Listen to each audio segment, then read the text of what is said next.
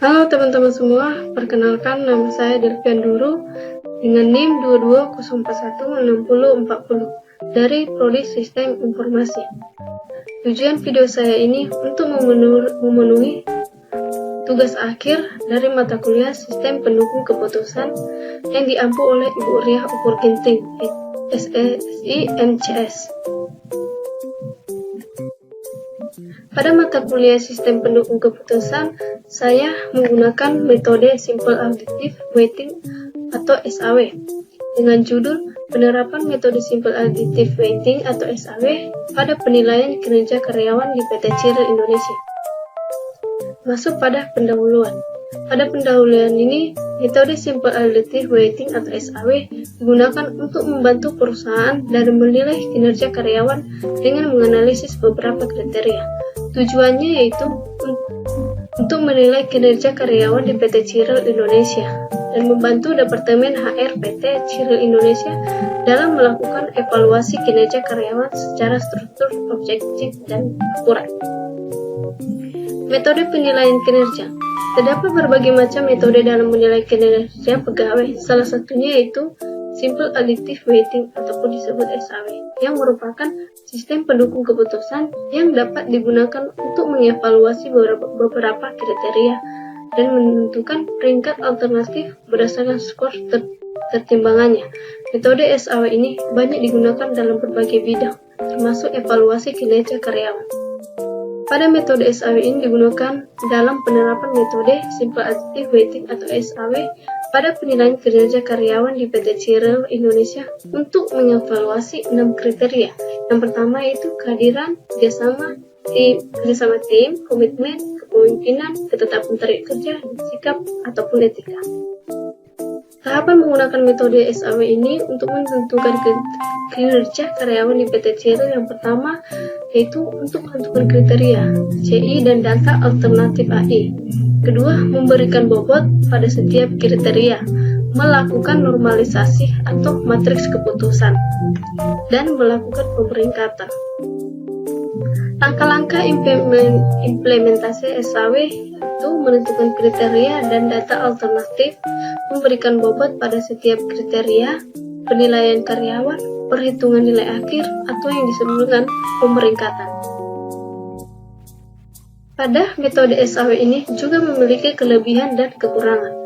Pada kelebihannya itu mudah dipahami dan diimplementasikan, dapat menangani banyak kriteria dan alternatif, memberikan hasil yang transparan, dapat membantu untuk mengambil keputusan yang lebih objektif dan akurat, dapat digunakan berbagai bidang termasuk penilaian kinerja karyawan.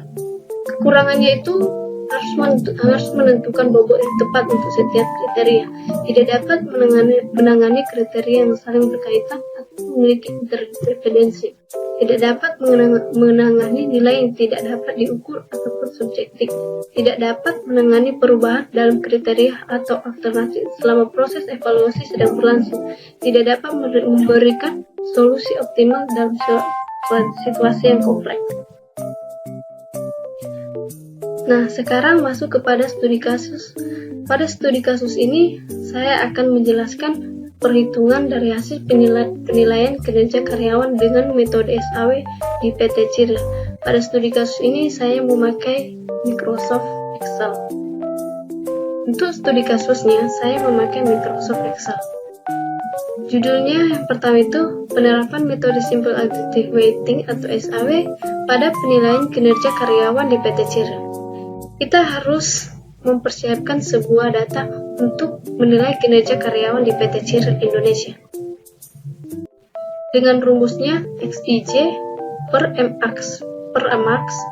Dengan rumusnya XIJ per MAX XIJ jika J adalah atribut keuntungan ataupun benefit, dan min XIJ per XIJ jika J adalah atribut biaya kos. Setelah itu, pada tabel yang pertama kita harus menentukan kriterianya, di mana kriterianya itu ada kode. Kodenya itu adalah C1, C2, C3, C4, C5, C6. Kriterianya ada kehadiran, kerjasama, komitmen, kepemimpinan, ketetapan target, sikap, ataupun etika. Keterangannya itu benefit. Dan pada tabel kedua yaitu data bobot pada setiap kriteria. di mana kodenya adalah C1, C2, C3, C4, C5, C6 dengan bobot 20, yaitu absensi, 20 kerjasama, 15 komitmen, kepemimpinan 20, 15 ketetapan kerja, dan 10 sikap atau etika. Kita masuk ke data awal. Data awal ini merupakan hal yang paling penting berupa sampel karyawan yang berjumlah 10 kriteria. Yaitu pada data yang pertama ada RP, NH, PT, HK, DS, IV, CP, YE, EP, NH, dan C1, C2, C3, C4, C5, C6. Pada tabel berikutnya yaitu data kriteria. Pada data kriteria ini ada 10 alternatif dan kriterianya adalah C1, C2, C3, C4, C5, C6. C1 yaitu alternatif 3, 1, 1, 3, 3, 1, 2, 1, 2, 2. Begitu juga dengan C1, C2, 2, 4, 2, 2, 2, 3, 3, 1, 1, 3, dan C4, C5, C6. Sekarang kita masuk ke normalisasi data. Normalisasi data itu perbandingan dari alternatif C1, C2, C3, C4, C5, dan C6. Alternatif C1 yaitu 3 dibagi 3. 3 dibagi 3 ini merupakan data kriteria. Pada data kriteria itu kita harus menentukan data nilai yang paling tinggi. Pada data kriteria itu nilai yang paling tinggi itu adalah 3.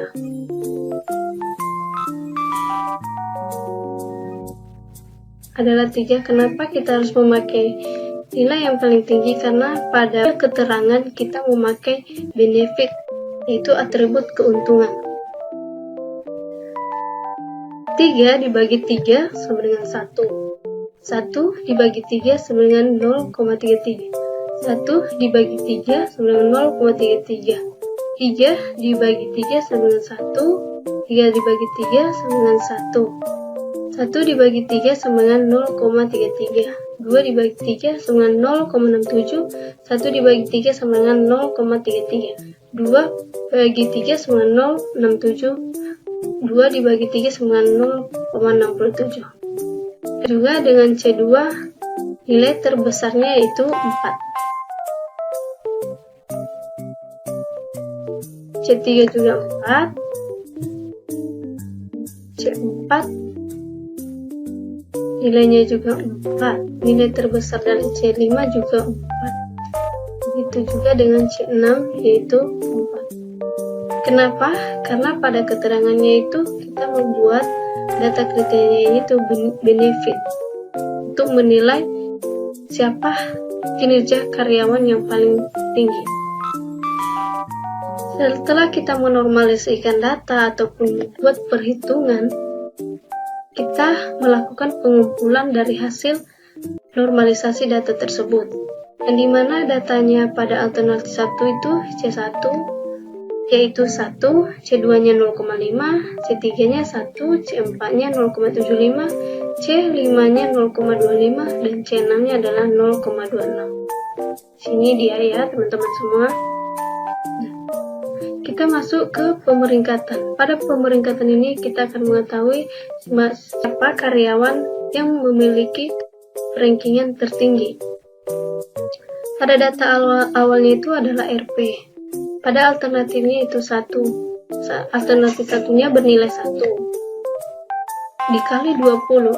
20 pada perkaliannya itu 20 itu terdapat dari bobot. Yang dimana C1-nya itu absensi. Dikali dari absensi